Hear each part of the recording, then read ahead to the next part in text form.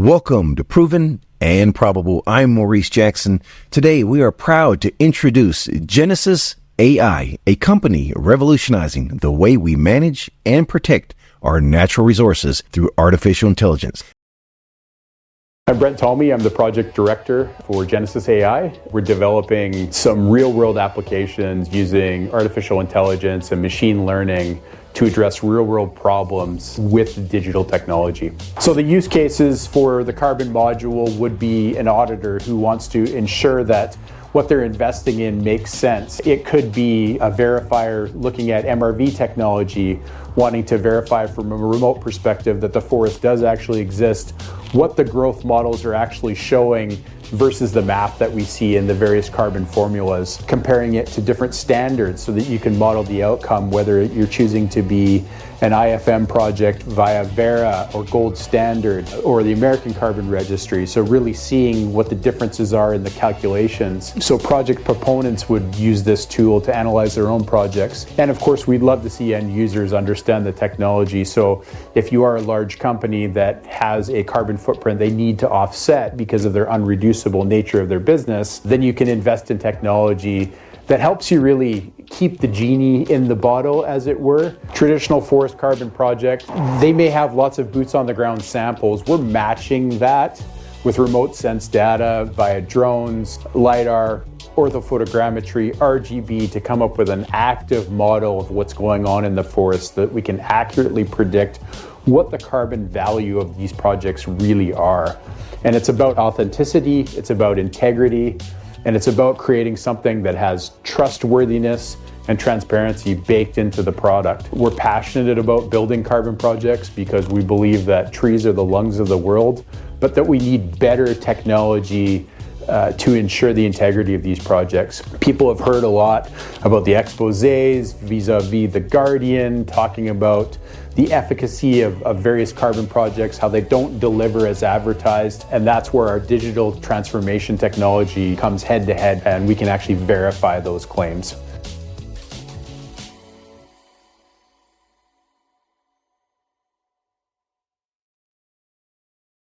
Joining us for a conversation is Brent Tolmie, Project Director for Genesis AI. Mr. Tolmie, thank you for joining us today, sir. Oh, thank you for having me. Well, it's a pleasure to speak with you today to introduce Genesis AI, which is quite an intriguing investment proposition. Before we delve into company specifics, sir, please give us your background on what brought you into this groundbreaking opportunity. Sure. I'm fourth generation in the woods, so I grew up in the forest economy of British Columbia. And that led me to realize that we could do things different / better from a management perspective. So over a career in natural resources, I've flirted with the mining industry, was involved in the renewable energy sector on the hydropower side for about a decade, and then got into connecting in buyers and sellers sort of off the side of my desk, and had a bit of a career with an accounting firm on sell-side M&A advisory, as well as succession transition issues. So really familiar with the natural resource space. Again, grew up in forestry, but have been able to understand many different aspects of natural resources, including mining, particularly on the aggregate production side of things, again, as well as hydropower. So what brought me here? I just believed that there were issues that we needed to solve in the natural resource sector, and that all of these tools that are developing, whether it's AI, machine learning, remote sensing, could actually make a big difference in the capital allocation, that we could perhaps spend less and get more by using technology. And I saw it in forestry. We were early adopters of technology called LiDAR, which of course people are familiar with. It wasn't as well known probably 10 years ago when we first started using it, or for myself, the first project I was involved with LiDAR was over 20 years ago.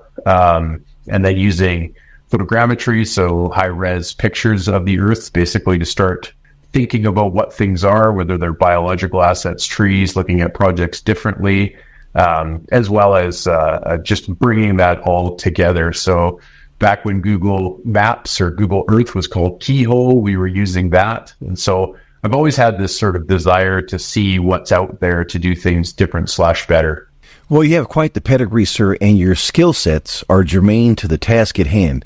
Now, let's put that theory into application. Mr. Tolmie, please introduce us to Genesis AI and the exciting opportunity your company presents. Appreciate that. Genesis AI was set up to do exactly that, which is disrupt the natural resource sector in mining, in commercial forestry, and how we think about wildfires and how communities interact with green spaces and how they manage their biological assets, whether that's parks, wetlands, oceans, rivers, things of that nature.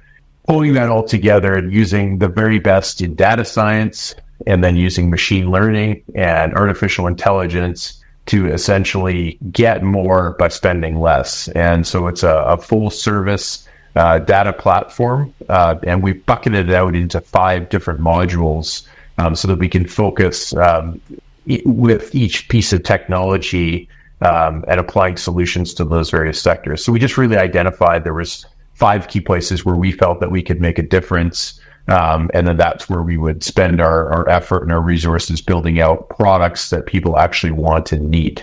I see that. Oh, yes, sir. Go ahead, please. No, go say it. Go ahead, sir.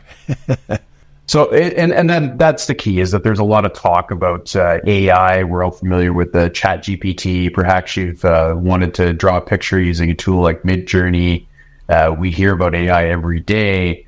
We're the guys that are looking at it saying, okay, well, we understand natural resources. So how do we take that technology and apply it and actually come up with solutions to real problems? So we stepped out, saw the problems, and then saw how we could address those with AI-driven solutions. Yeah, you somewhat alluded to what my next question is I see that Genesis AI utilizes software as a service modules, also known, is that pronounced as SaaS, sir? It is. Can you share with us what exactly is SaaS? Yeah, so I think we all use SaaS in our daily journey. We're on a Zoom call right now. Zoom is a SaaS product, so it's software as a service, which simply means I develop a solution and then I ask you to support my solution. You don't buy my solution. In fact, you license the use of it. So every time we go on a Zoom call, you're paying a monthly fee for your Zoom package. They might try to sell you upgrades if they're useful to you for group calls, presentations, but Zoom is a great example of a SaaS tool where it's sticky because it works well. So people will always give that $20 a month or $50 a month, or in our case, a lot more, because you're actually providing them with value. And that's really versus one-off company-specific development. So maybe if you worked in a bank or in a mining company where there's an old school database, a way of processing checks in a bank, for instance, that was probably developed by a software engineering team, and it's proprietary to that company, and it can't be sold or licensed to other companies. And so our goal really is to build products that suit the needs of many, so that we can create that repeatable revenue stream, which leads to healthy returns for investors. Other examples of SaaS companies, again, ChatGPT or its parent company, OpenAI. That's absolutely a SaaS product because you pay a monthly fee to license the use of it. And in general terms, we all know probably Salesforce as a CRM module.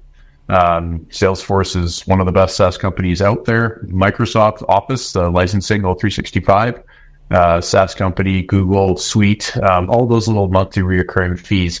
And even in a way, Netflix could be considered a SaaS company where it's that annual recurring revenue.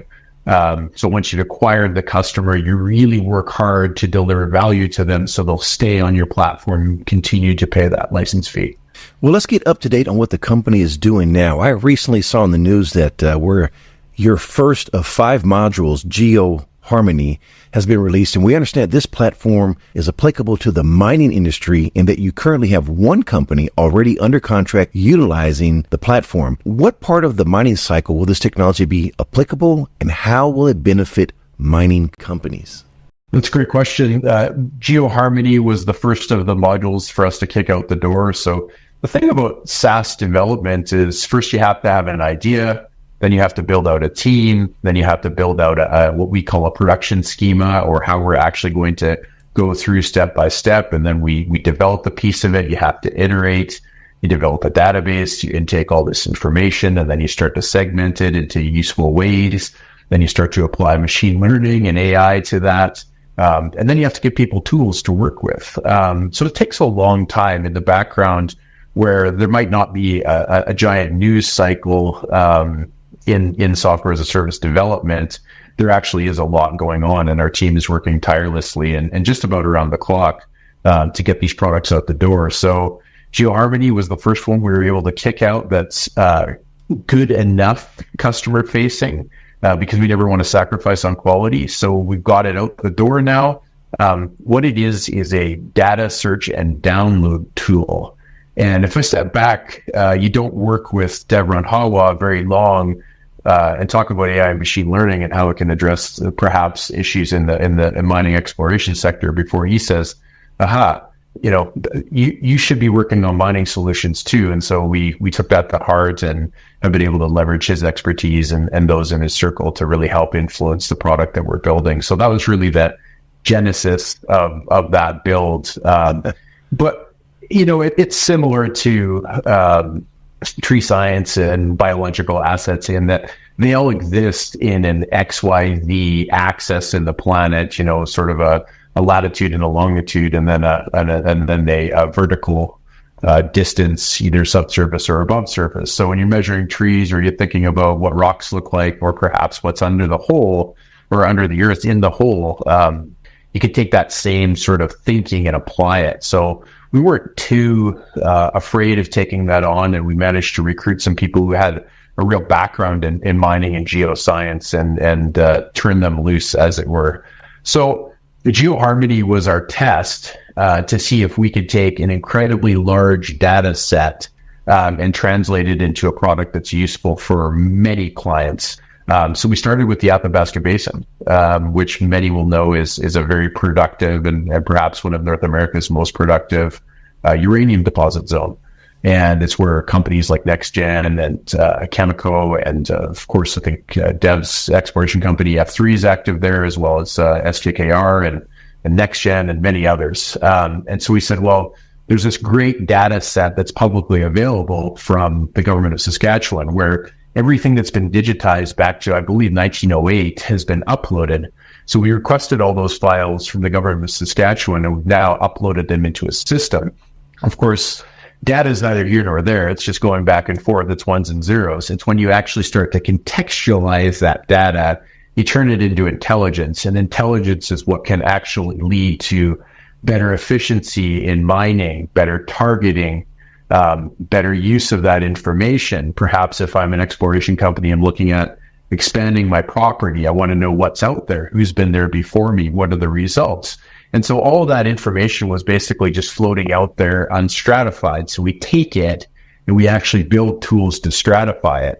So when you think about Athabasca, we've taken in close to 3 terabytes of data. And if you think about that visually, every terabyte is about 85 million pages of documentation.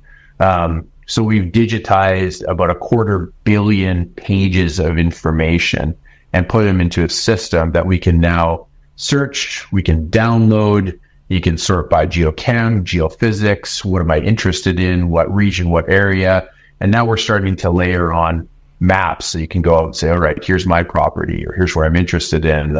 I want to see what data is available for what's beside it, to click on that and start to see all the results, and then to be able to filter out what I'm not interested in. So it's all about speeding up the exploration process. In Canada, as around the world, we spend an immense amount of money on mining exploration, and we don't actually find that much. So that's about efficiency of capital. So we're really trying to move the needle in best money spent, best bang for the buck. And so that was our version 1.0. We're working to have a second release on that product where we continue to innovate and try to add more value to the customer. And we've got some clients interested in that product because obviously uranium is important for energy transition, and it's got a lot more cachet. And I think a lot of the hesitation towards uranium has gone away in recent years, where we struggled to actually meet power demands and shift away from hydrocarbons. So we're expecting good things from Athabasca, but it really allowed us to prove out our model one step further. And I don't want to get too technical, but a lot of this is in PDF or portable document format. we're training AI models not only to extract that, and people might say, well, hey, I can extract a PDF with Adobe and different products on the internet. What's so proprietary about that? The tools that we're developing can actually recognize what's in that PDF and then immediately tag it and put it into the right category. So when I go to search it, I'm not just getting a bunch of PDFs that are looking for keywords, geochem or downhole or things of that nature. But the AI is actually recognizing what that is and then properly classifying it. And so that's really exciting when you think about searching through 250 million pages sort of representation of data and actually be able to find that hidden needle in the haystack quite quickly. That's a tool worth making. And of course, it applies to other regions. And so you start with one problem, you solve it, and then you can rinse and repeat into other jurisdictions. Well, I have to ask you, 250 million worth of documents, how long does it take to upload that information? Yeah, it's a bit of a chore. And even that, you actually end up building code and writing some scripts to actually pull that out. So taking information in is a whole chunk of work in and of itself. And again, that's why you don't hear a lot of news from us or haven't, because we've been, since November, since we stood up the team, we've been working on even implementing or grabbing data and getting it into what we call a data lake, so then we can start to pipeline it into contextualized intelligence. Takes a long time. So we've been working at it for a few months on and off, but really about when you get that data, it can be represented in many data sources in the world. So instead of just brute forcing it into a system, we actually want to build tools that automate that process. So it's solving little problems all the way around to a deliverable product, which we're pretty excited about. So it's helpful. We send hard drives to the government of Saskatchewan. They sent them back to us fully loaded. We sent them back again, and on went the cycle until we've had the full data set. So even solving a problem like that is a challenge, but getting it all so that it actually is in a cloud-hosted environment where many can access was a challenge in and of itself. Now, you referenced clients. What is the market potential for GeoHarmony, and is there any competition? We think the total addressable market in AI is huge. It is a massive multi-trillion-dollar industry, or predicted to be. And we can see that in stocks like NVIDIA, that's a darling right now of the stock market. It's simply because NVIDIA is producing its picks and shovels. So it is producing the hardware that companies like us rely on. We do a lot of work in Amazon web servers. So they were actually stood up racks and racks and racks of NVIDIA and other computational equipment that we then rent. So they're really picks and shovels, but we see how much value is being driven from OpenAI, and a lot of these other AI data startups are really starting to pick up headwinds. We're a little bit more focused on who the clients are in the natural resources sector. So when we think about Athabasca, we know there's 28 to 35 active companies. We'd like to secure 2, 3, 5 of those clients to buy our products. So a really realistic figure in terms of what we can derive. But that's just one particular segment of the mineral exploration business that is global. And so you think about all the opportunities, in lithium, in cobalt, in copper, in gold, in moly, and all the things that we need to improve and enhance our lives. Those are tools that we can build and translate into other industries. So we think it's actually a very large market. Canada, of course, is a great place to work, but we're friendly in other jurisdictions. So we've been taking a hard look right now in some of the mid-south states where there's a lot of historical data that is completely untextualized, just out there, sometimes in bankers' boxes, hasn't even been turned into PDFs.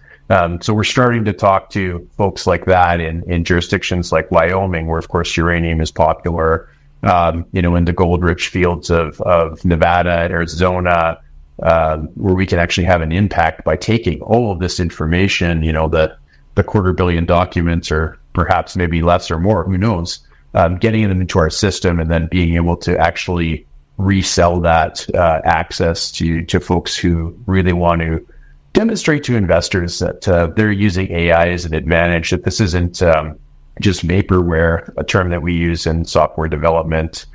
to represent something that's just a bit of a wing and a prayer, but that we're actually solving problems and actually speeding up the efficient use of capital, so that investors can feel good about putting money into these companies, and that board of directors, CFOs, CEOs realize that this is giving them a competitive advantage over brand X.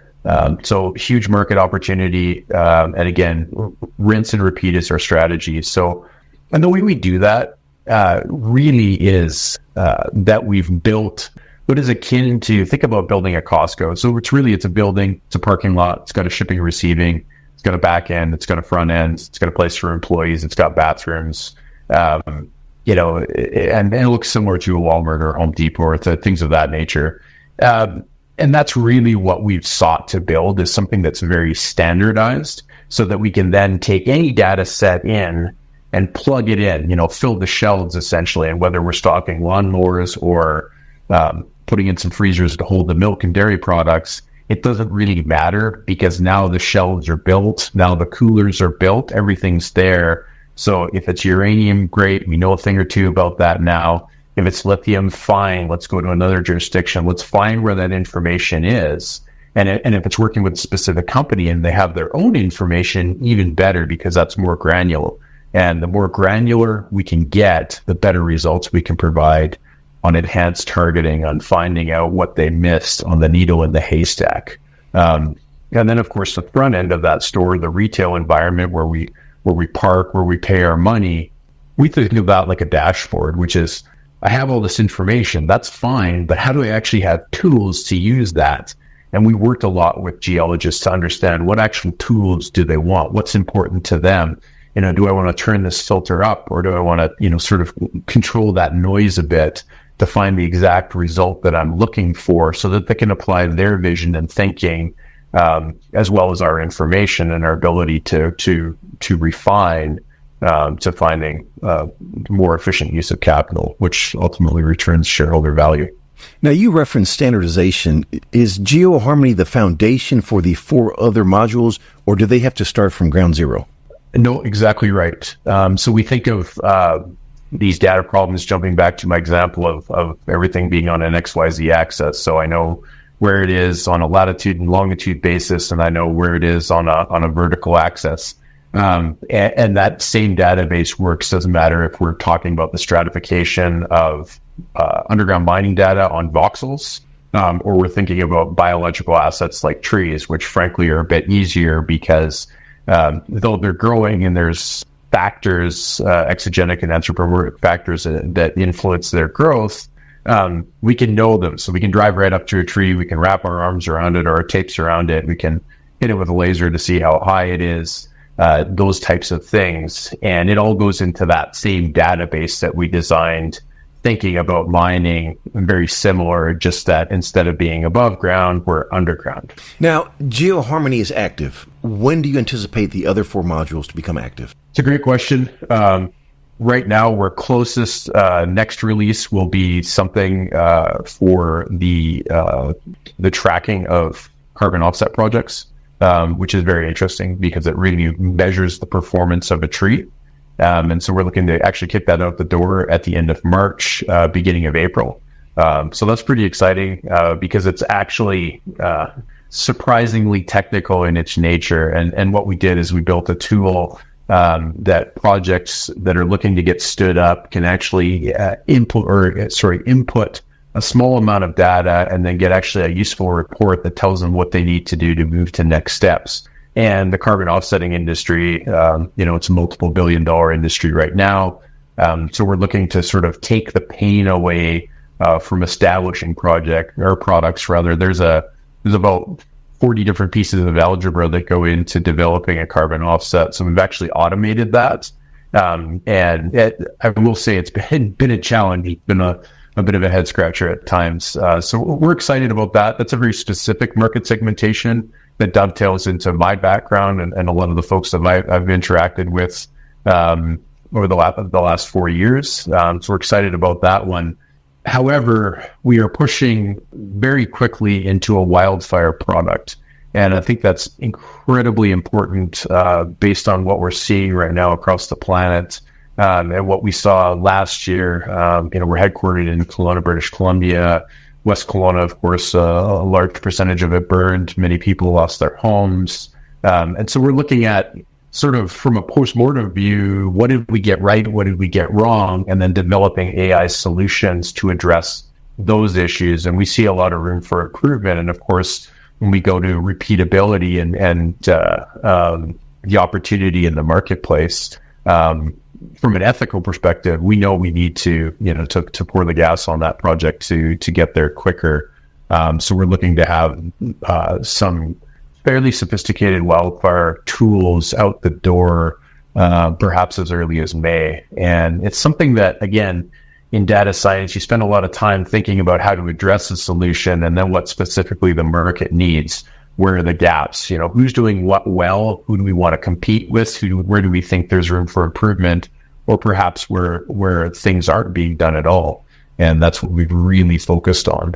There's a couple other modules. One is commercial forestry. We're working right now on a beta project with a client to get that out the door. Essentially, that addresses the inefficiencies in the current sapling methodologies. So if I'm a forest owner, I actually really want to know what I have from a biological asset perspective. How many trees? How fast are they growing? What are the risks to those trees? So as you can appreciate, a lot of that dovetails back into forest carbon. It dovetails back into wildfire, because if I have this digital thing and I can model it, then I can really understand what the impacts are, what I can do to protect on a wildfire basis, what I can do to maximize my return on a carbon basis, what I perhaps might consider if I were to cut that tree down and turn it into a product for a marketplace, that type of thinking. And then just quickly to finally address the last module is how we think about biological assets and how they relate to communities. And a lot of that is in wildfire. But again, communities need to know, based on how the planet's been a bit hotter as of late, how they can manage their biological assets. What is it going to take from a management perspective? What is it going to take from a water perspective? What are the things that they need to do to essentially make the earth good and habitable for us people who are actually a lot more fragile than the planet? With the introduction of any new disruptive technology, there's always ambiguity. Could be fear, it could be greed, it could be promise. I'm just curious, how has the public and private sector responded to the platform's preventative capabilities? That's a great question. We've had the opportunity to demo in the mining and forest sector. We've been well received. People are obviously hesitant at first, because if you're not an adopter of technology, sometimes this whole concept of digital environment, AI tools, being more efficient than typical geological mines, it can be scary. And so we're looking for folks that are progressive and open-minded. And once we've been able to demo the capabilities of a GeoHarmony to say, look at all this data that we synthesize, folks that know how hard a problem that is and how expensive that is, immediately get on board. So that's led us to a few trials, and we're working right now with customer data to prove that our solution is efficient. And we think that's actually the best way to gain success, is to basically find a client who's open-minded, to take a small piece of their data, show them some great value, and then be able to demonstrate that as a case study and a testimonial to other folks. And that's really been our go-to-market strategy, which is to deliver value in a small way so that we can leverage that into other relationships and say, hey, look at what we did for company XYZ. Would you perhaps be open to that same solution? Because we can move the needle on capital efficiency, which I know boards and CEOs are always interested in. And for shareholders, that can translate into EPS, which I think is always the goal.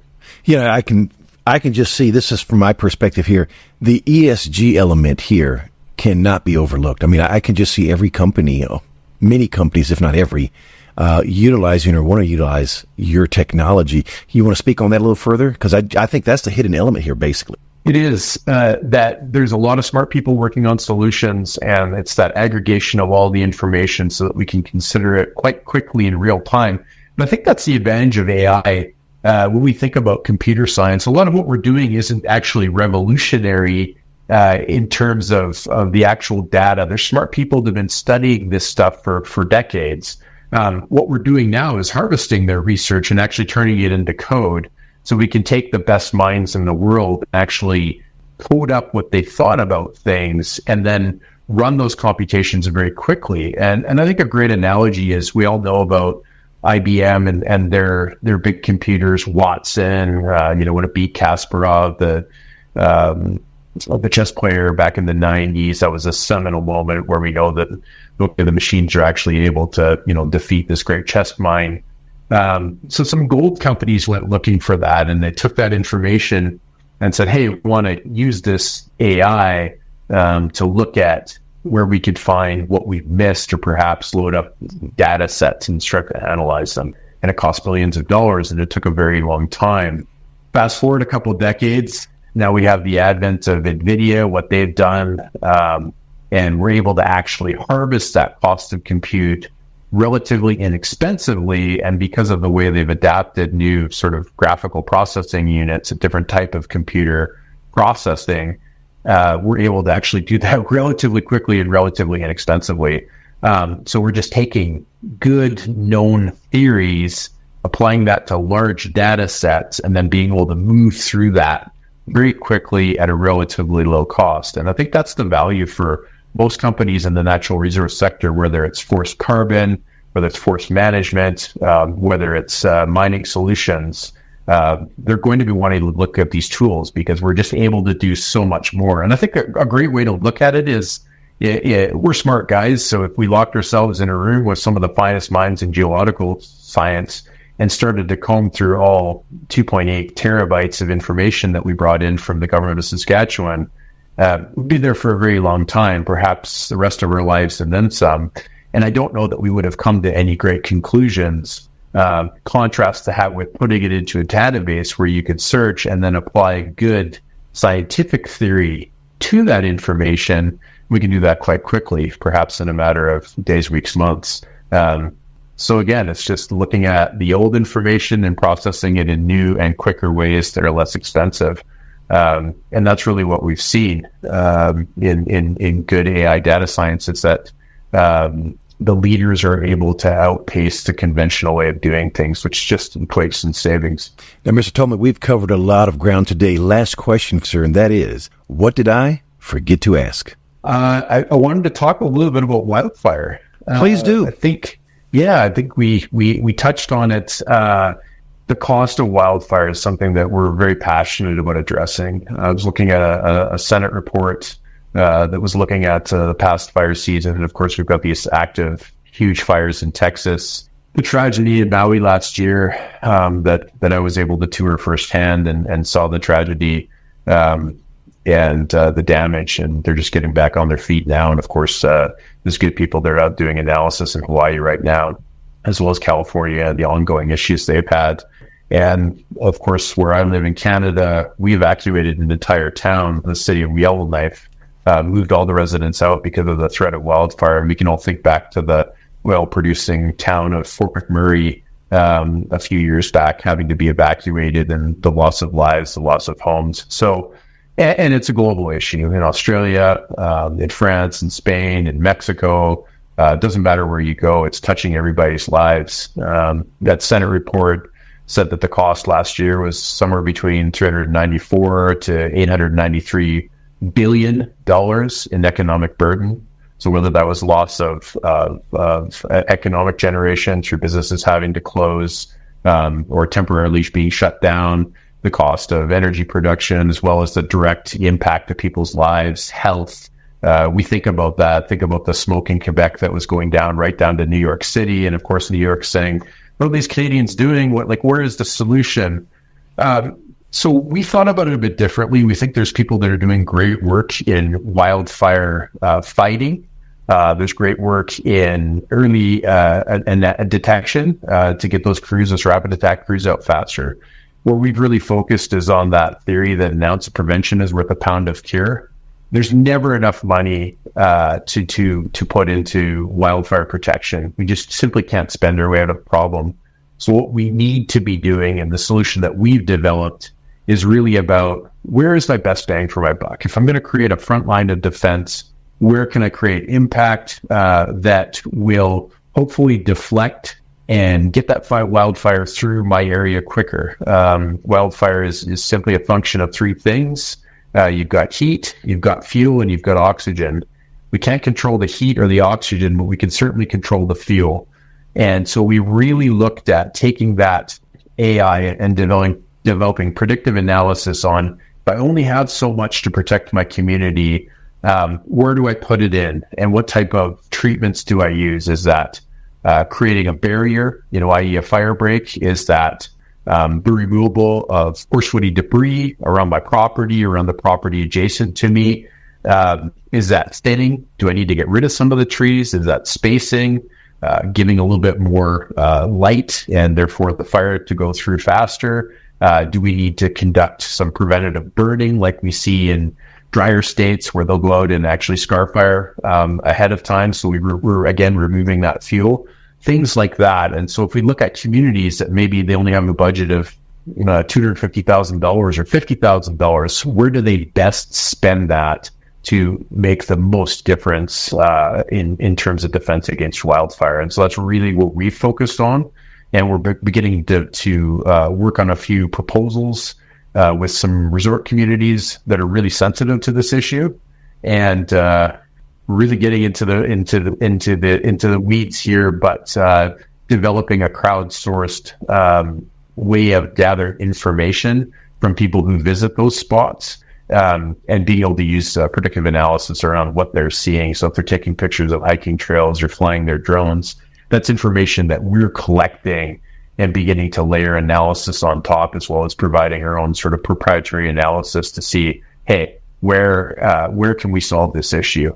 Because if you're spending $400 to $900 billion a year just in the U.S. alone to address these issues, we don't have to move the needle very far, and that represents a great return not only to society on the ESG front, as you've described, but also return to our investors.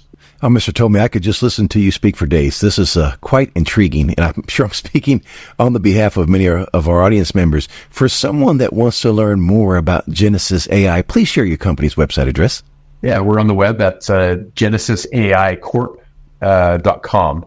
And keep a lookout as we develop the modules. We'll be adding decks to each module so that folks will be able to download and get specific information on one of the 5 modules that they're interested in, as well as continuing to update. We've got some great videos on YouTube that sort of describe the process overall. And we're also on Twitter at Genesis AI Corp, sharing out information on wildfire and mining innovation, things of that nature.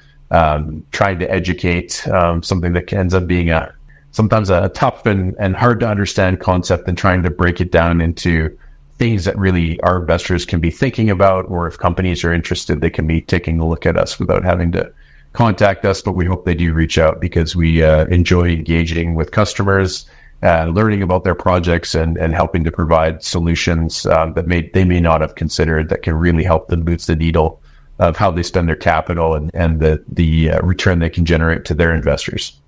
And what is the ticker symbol for Genesis AI, sir? Yeah, we're on the CSE at AIG. Well, Mr. Tolmie, it's been a pleasure speaking with you. Wishing you and Genesis AI the absolute best, sir. Thank you for your time. It was great. The information presented on Proven and Probable is provided for educational and informational purposes only, without any express or implied warranty of any kind, including warranties of accuracy, completeness, or fitness for any particular purpose. The information is not intended to be and does not constitute financial, investment, or trading advice, or any other advice. You should not make any financial, investment, or trading decision based on any of the information presented without first undertaking independent due diligence and consultation with a professional broker or competent financial advisor.